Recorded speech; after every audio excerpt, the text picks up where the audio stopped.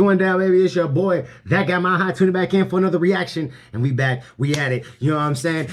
Go ahead and get your stuff together because this is a junk food one. You know, we be having the munchies and all that stuff, so I felt like it was only appropriate to go back and see what the medieval junk food or medieval munchies might be. You know what I'm saying? So, yeah, let's go ahead and jump into this without further ado. Let's just go ahead and get in this. Record a screen. Hit that full screen. And let's do this, man. What medieval junk food was like. You know what I'm saying? Let's see what they was doing. You know what I'm saying? What was they having to choose from when they got the munchies? You know what I'm saying? I think that's an appropriate question on this channel.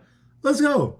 Stocking up on chips and Twinkies and hitting the drive-thru for a greasy cheeseburger seem like modern institutions. But the world's love affair with junk food is a tale as old as time. A lot of what would become the fast food industry began in medieval Europe, where people satisfied their junk food cravings with some interesting cuisine. But knights weren't exactly galloping their horses through the drive-thru or grabbing candy bars on their way to the castle. Instead, medieval fast food catered to travelers and the poor, and it wasn't always tasty. Today in Weird History, we're taking a look at what junk food was like in the Middle Ages. But before we get started, be sure to subscribe to the Hit Weird that History subscribe. channel. And while you're Shout there, out to Weird History. and let us know what other historical food topics you would like to hear about next. Okay, time to get Let's see. medieval. What was y'all munchies selections? London is a city known for its major... What did it say? It said takeout food was created for what? For Londoners who weren't able to cook.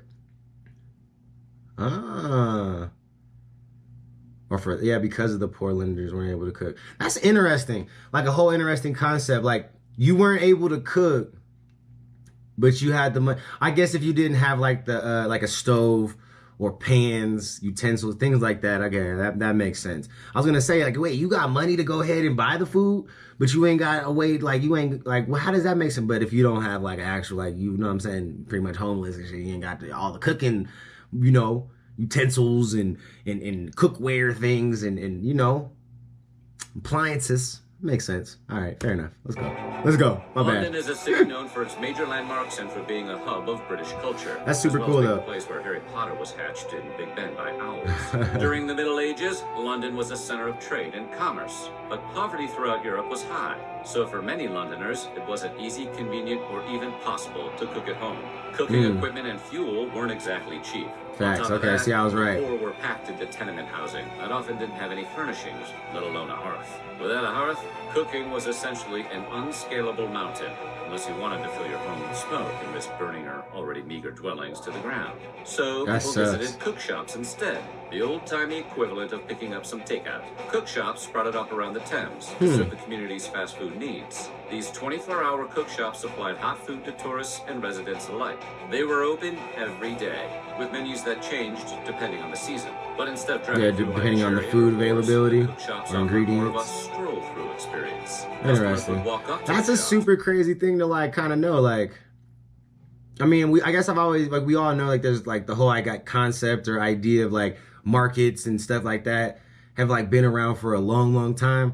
But I guess I never like put two and two together. That was like the first kind of like rendition of like what takeout has become today. Like that's a cool like little history lesson right there for sure. Just their favorite hot meal. Others would buy what they wanted, then take it home to eat later, because scarfing down a plate of takeout is not always what you want to do in public.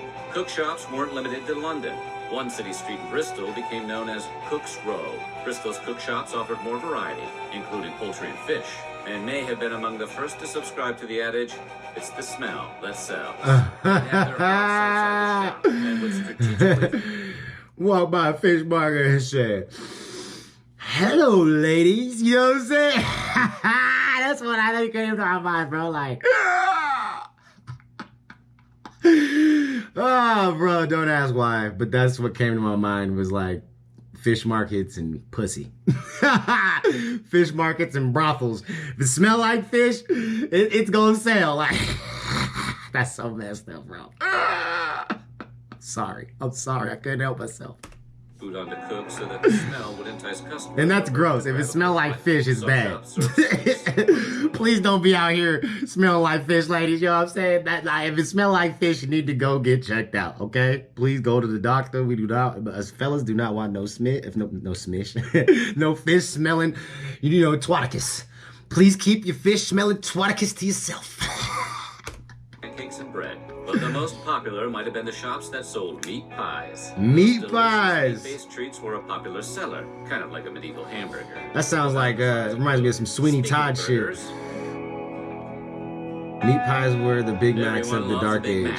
There's just something about clenching most of the basic food groups in your fist and then working them down like a snake smuggling dinner through airport security. God, that dude is like... So it makes sense that meat pies... That was gross how he was eating that shit. ...hamburger were so popular. These savory little Hot Pockets were filling and portable, the mark of a blockbuster fast food item. But Mrs. Lovett's signature dish had a dark side. Look, Sweeney Todd. Meat. As it turns out, rancid ingredients could be a real problem in medieval cuisine.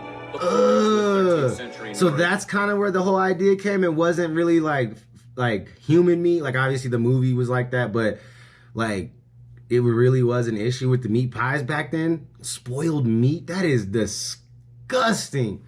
You know what I'm saying? Cooks would use diseased pork in their pies and serve them to customers without batting an eye. It wasn't uncommon for shop owners to warm up days-old spoiled pies instead of wasting them. Poverty was extremely desperate. That is disgusting. Exactly on the cooks' minds. So the decision whether to heap expired food onto the garbage cart or Man, their munchies sucked, bro. I could not, like, so far, I'm good. I wouldn't eat anything. I would just go, I wouldn't necessarily starve, but damn.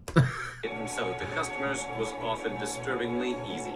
Probably like it is today, for being totally honest. When they weren't recycling bad food, shops often undercooked the meat, which earned some cooks a bad reputation. A saying from the time claimed, God sends the meat, but the devil sends the cooks. The shift manager at That's Waffle gross. House said the same thing. At the Waffle House, carb loading included bread bowls, pretzels, and booze. One of the booze. most common foods during Europe's castle period, but most households didn't have their own grain, so they had to buy it from bakers. And while selling ready-made bread was great, bakers could do much more than that for their customers.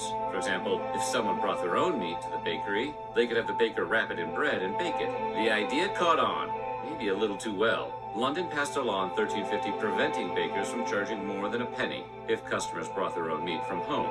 Meanwhile, you bring your own meat to Burger King one time, and they ban you for life. It wasn't like it was a cow. Not sure what the big deal was. Another modern-day fast food item came about. I mean, but that's like an unsustainable way of like trying to run a business. Like if everybody's just bringing their own shit and just making you cook it, like that's taking away time from you making bread or making the goods that you actually sell in your shop. And if they're not buying it, you just wasting food and shit anyway. So it wouldn't matter. Like, yeah, I could see why bakers and the business owners was like, nah, you bring that shit to my shop one time, I do not want to see your ass back. Fuck you, that meat and that penny. I don't want it. You know what I'm saying? Better come here and buy some bread. 2. The bread bowl. Modern Europeans pioneered the concept by serving soup and stews in a bowl made out of bread, which they called trenchers. The practice, I mean, it makes sense. You don't gotta have. Was probably cheaper as it cut down on the need for dishes. Yep, I was about to say no dishes and shit. Loading option in the Middle Ages. In addition to and then you could just eat the bowl. You don't gotta have clean up, no nothing. Soft pretzels were also incredibly popular in medieval Europe. 3 simple ingredients combined to create the twisted treat. Just mix a little bit of water, some flour, and some salt. And you've got yourself a filling snack officially approved by the Catholic Church. That's right. During fasting periods like Lent, when Catholics avoided eating certain animal products, pretzels often took their place as a substitute. Monks would hand them out to kids reciting their prayers, while others would distribute them to the poor. Outside of the church, I mean, yeah, cheap way to of luck and prosperity. Just keep people fed, man. I wouldn't mind a pretzel. This is the only thing so far. So far, that's the only thing that I would eat is a goddamn pretzel. Like the meat pies, you keep it. All that other, like, yeah, the pretzel's the only thing. Like a 6-pack of booze. Because if you're treating yourself, you might as well go all the way. All the way. While drinking alcohol has been a popular activity, medieval Europeans really liked to drink. Possibly because they were living in medieval Europe. Not even Lent had any effect on the common folks' thirst for memory-erasing refreshment. Part of observing Lent meant not eating meat, so folks would fill that gap in their regular diets with other things. Fish became the alternative choice for some, others turned to booze. While it provided temporary solace from abstaining, that's a hell of a choice. thoroughly soaked through Lent didn't sit well with some prominent religious figures. In 1400, the Benedictine monk Robert Ripon had strong words for anyone drowning their sorrows. He scolded excessive drinking as flying in the face of the abstinence that Lent was meant to symbolize, and opined that people got more drunk during Lent than they did during the entire rest of the year. Of course, he probably didn't have to eat some of the meat substitutes that commoners were forced to turn to, like the mock egg, a dish invented as a meat replacement during Lent. If he had, he might have been pounding brews in the tavern right beside them. What the hell is a mock egg? It looked like nasty ass cream of wheat or something, like, I don't even know, stuffed in an eggshell and shit. Like, that was disgusting. What was that? A mock egg is easy even today. Just take a few empty eggshells, fill them with a mixture of almond milk jelly and crunchy almonds. Almond milk jelly? And choke it down with a mug of ale. Tasty? Not past the beer, please. That is disgusting. Definitely not eating that. Sweets were so popular that the word dessert was coined. Okay. Sugar is one of those things we take for granted today, but during the medieval period, sugar was pretty hard to come by and was usually out of reach of the masses. Only those who could afford I don't know what I would do without sugar. I got a regularly sweet tooth like a mug, bruh. So rather than sugar-filled candy bars, people would flock to the cook shops for treats sweetened with honey. A fritter recipe from the 14th century cookbook Anonimo Veneziano calls for apples, saffron, flour, and honey. An earlier, more frugal fritter recipe was just that actually looks good. I would eat that. Almonds and topped with a delicious bee juice. Gingerbread, another popular I would eat that over the pretzel. Peasantry's sweet tooth, also used honey, incorporating ginger, cloves, and pepper, giving it an inimitable sweet and spicy flavor. But when you're in the mood to throw money at a cholesterol spike, there's nothing quite like the funnel cake. Ooh, okay, so funnel cakes has been around since medieval times? The mother of all that makes sense why, like, at all those, like, little medieval events or, like, fairs and shit like that, why funnel cake is, like, such a staple, because it's been a staple for a long time. That makes sense. I like funnel cakes, okay. I mess with a funnel cake. Start in medieval times. Funnel cakes began as fried cakes called crisps. Because of their sugary topping, the cakes were a rare treat. Since ingredients like sugar was so limited, people would often improvise their own recipes, which is how we got dishes like fritter of milk, which is just fried, sweetened cottage cheese. Gross. Known as I don't like cottage cheese. That's gross. Want to punish them. Waffles, as we know disgusting. them, also came about during this time. The original waffles date back to ancient Greece. Known as ovelios, they were flat cakes cooked between two plates. They weren't sweet, which is a huge oversight that arguably contributed to Greece's downfall. Later, the Catholic Church began making flour waffle wafers, which typically... Wait, they weren't... How did... Pause. How does the waffles not being sweet have anything to do with a country's, like, downfall? Like, what? Because it wasn't sweet, you couldn't sweet talk these motherfuckers? Because it wasn't sweet, you wasn't able to give them a good treat and let them keep pushing on and moving past? Like, you can't just say some shit like that and just stop. I need you to elaborate. Like, what? Bruh, come on, man. It wasn't until the Crusades when a more recognizable version of waffle batter, combining cinnamon, honey, and cream, really took off in Europe. And in the 15th century, the Dutch invented the famous grid patterns that transformed waffles into the optimal syrup and whipped cream delivery systems celebrated by junk food connoisseurs centuries later. Initially, waffles were a common street food, but would eventually become the breakfast and dessert staple we fling into toasters to this day. Thanks to I just had some waffles yesterday. Sugar became affordable and accessible to everyone by the 16th century.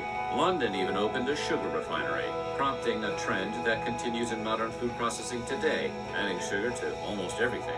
Sugar replaced honey in most desserts. People began crystallizing their fruit in syrups, and even started using sugar to season their meats. What? If you cover a plate of fish and vegetables with enough sugar, eventually it tastes just like sugar, which was a welcome respite for poverty-stricken families accustomed to eating rotten meat pies. Sugary concoctions became popular during the period, including crispy crust topped with berries, fruit, or ginger, and a sweet fruit-filled ravioli called... So it's like, all right, Munchies and shit sucked when you was in the 1300s for show. You know what I'm saying? 1400s, you got a little bit better. I guess you wasn't eating rotten meat and shit no more. 1500s, you know, we in there. You know what I'm saying? We got some things we can eat. 1600s, oh, game over, bro. We was all getting fat. We was all losing our teeth from fucking too much sugar and shit. Cuscanose is just a good name. You can picture that on a Hostess wrapper next to a mascot, like a Cuscanose kid. This love of sweetness transformed the European diet to such a degree that the word dessert can even be traced back to this time. Derived from the French word desservir, meaning to clear the table, the French were using it to mean last course by the mid-16th century. The English later adapted dessert to refer to the final course of fruits and sweets that people ate after their meal. Yep. The Cuscanose kid would be 1600s, like I said, that's when it was litty like six titties. You did.